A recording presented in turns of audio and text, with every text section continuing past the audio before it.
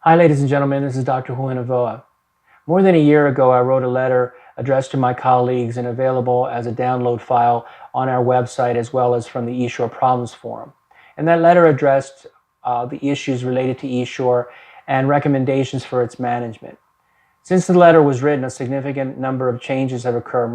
Most importantly, the fact that the ESSURE has been removed permanently from the U.S. market as well as throughout the entire world. However, we are still studying and still collecting data related to the problems related to ESSURE. More importantly, BEAR and the FDA have mandated that data be collected specifically as a post-market study. But this data is also being collected in the national data banks of the MAUDE database. And therefore, it's very important that we continue to collect this data as well as ask these questions from our patients. So for our gynecology specialty, I strongly recommend that my colleagues not only address the issues of the GYN symptoms, but also address and document the issues and problems, complaints of autoimmune or type 4 hypersensitivity reactions.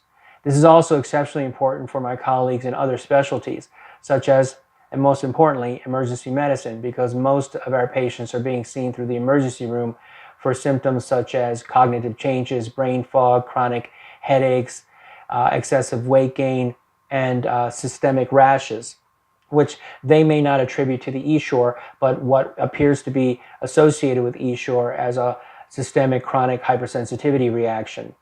Therefore, it's exceptionally important for my colleagues who are GYNs to refer to the subspecialties of allergy, immunology, and rheumatology, and for emergency medicine as well as the other specialties to refer to the gynecologist as well as to the specialties that manage foreign body reactions such as allergy, immunology, and rheumatology.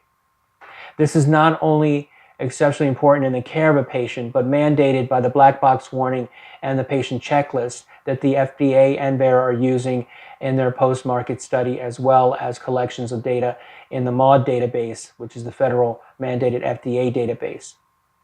It would be important to understand that failure to properly diagnose and manage a patient, especially with the fact that the black box warning and the patient checklist are available for review, could be considered a medical or legal problem if a doctor, especially a doctor who is managing a patient with ESSURE who has complaints, is not referring these patients to the proper subspecialties who are analyzing and collecting the data on the problems associated with ESSURE. So please take the time, and patients, please take the time to download the letter and send them to your doctors, or for my colleagues who are seeing this video, to please take the time to download the letter and use it as a reference. It's very important that we continue to study ESSURE in a unified manner and collect all data possible and not dismiss the complaints of our patients who are coming in as to us as specialists for opinions and treatment. I hope the letter helps. You can download it from my website at www.drnovoa.com or drnovoa.com, and I'm also sending the letter to the ESSURE Problems Forum for them to add to their files. I hope the letter helps. I hope this video helps. Hopefully we will gain a better understanding over the next few years of exactly what the ESSURE device is doing and how to properly treat our patients. Thank you very much.